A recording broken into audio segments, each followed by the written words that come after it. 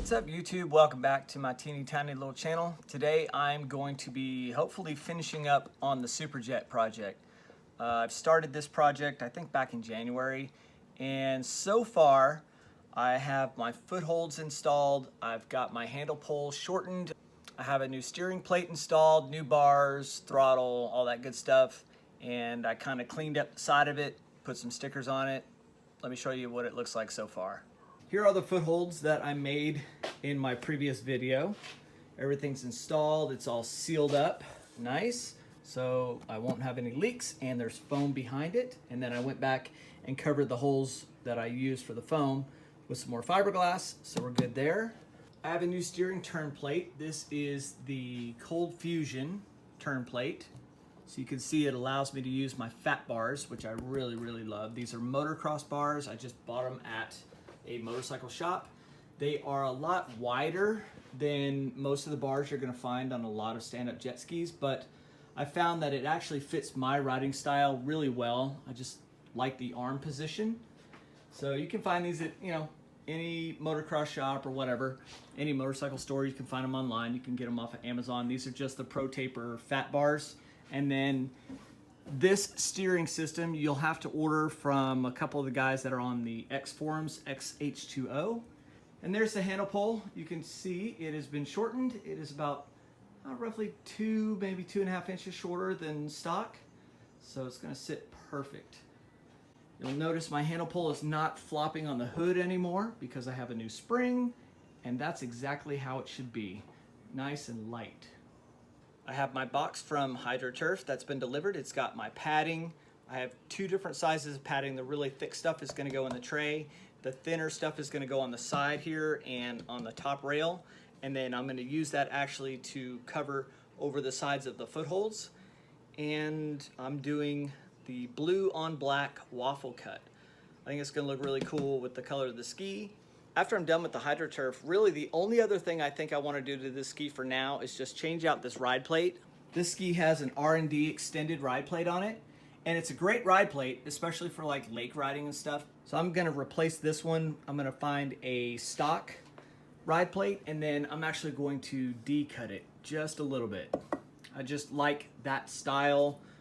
It fits the way I ride, especially in lakes and if I ever take it down to the ocean. I'm going to get started cleaning up the inside, sanding down every inch of the tray here that I'm going to be putting Hydroturf on. So when you're doing this, make sure you scuff up all of your areas. If you leave something slick, even if it's a small spot, yes, the glue, it will stick. But over time, as this thing gets wet, it's going to start pulling away and you'll have bubbles, or, it'll start peeling away from the tray. So take your time and make sure, use a little DA sander on the big places, and then go back, with a small piece in your hand and really get these small little edges and make sure you get everything scuffed up. That way you have really good adhesion and you won't have to worry about it years down the road.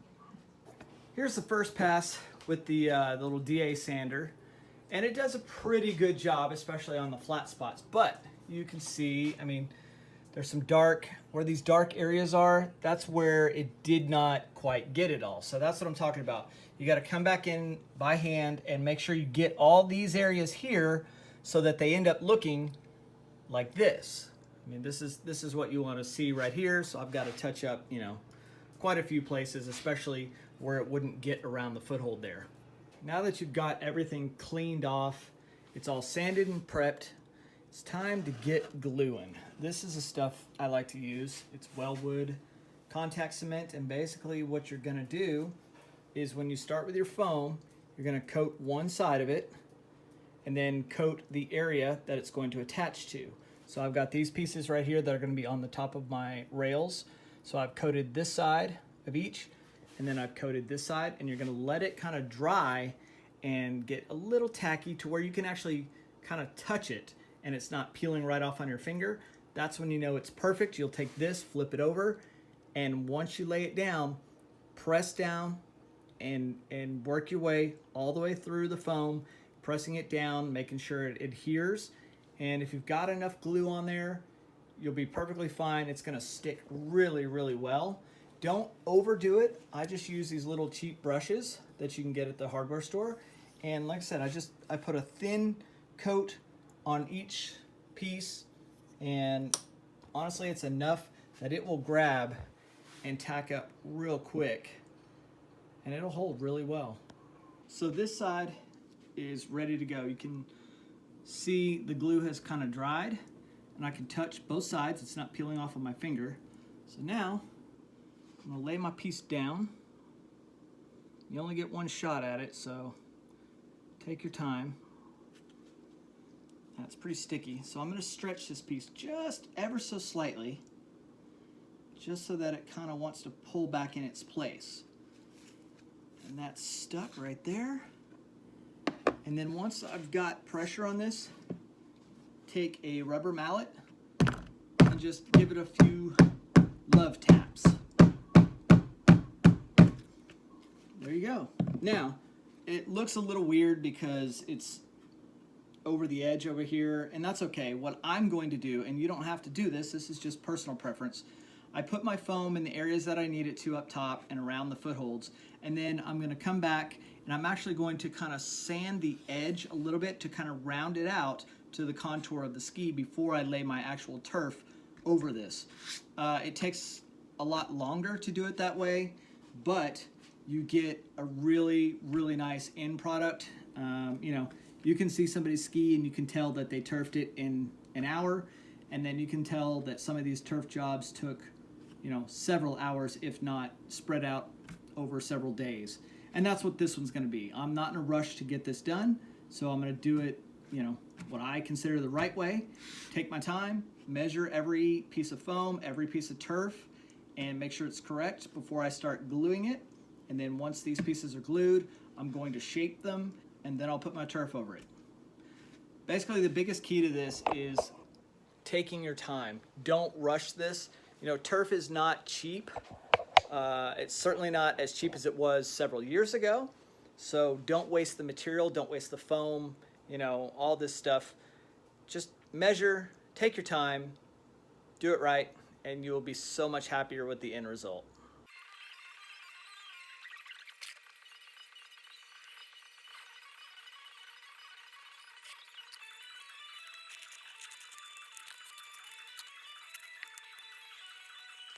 Here is the under padding all done.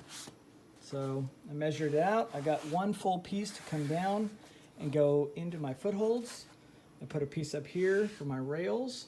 Now you can see I went and kind of ground off the edges and rounded it because the turf is gonna wrap around. I just wanted all those hard edges gone. This is the little tool I used with the sanding disc on the end, and it makes a big mess, but it makes quick work. So I just, again, just kind of rounded off the edges a little bit to make the turf lay down a little bit smoother. And the same with my little kick tail back here. This is a piece I just added because I like the turf to kind of come up and then wrap around. But, you know, to each their own. So if that's something you like on your ski, add an extra piece. And if not, then leave it off. Turf is finally done. It took me about 2 days. But I took my time and just kind of did a little custom deal with my footholds. Nothing crazy, but it took a little bit more time than I expected. So here's what it looks like.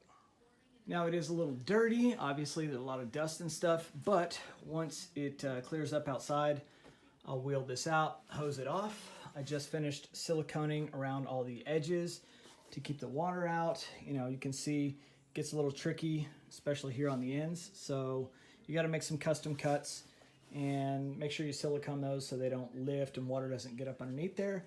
But you can see I actually used that other padding that I had and kind of created a dip down for my foot on both sides. I guess it's kind of tough to see, but there it is. So now I'm rocking the freestyle footholds. Woohoo! Overall, really happy with the way that the ski turned out. I'm just gonna play in the lakes and stuff around here, so it doesn't need to be anything crazy, but if I ever wanted to take this down to the ocean, I certainly can. Really, the only thing left on this ski is to put a battery in it, fresh premix, and then hook up the bilge pump switch that I brought down from the attic. It's actually gonna slide in right here, and it lives right here underneath the start-stop switch. But other than that, the ski is ready for the water. And I'm ready for the rain to stop here in Texas so I can get out on the lake and give this thing a whirl. I haven't been on the water in probably like 4 or 5 years, so I'm looking forward to getting back out there finally and having some fun. I hope this helps you with your turf project. Take your time, go slow, measure several times before you start cutting your turf because it's very expensive. And if you miscut, you're gonna have to order a new sheet, and that's a pain in the butt. Take your time, get creative, and thanks so much for watching. Stay hungry, stay foolish.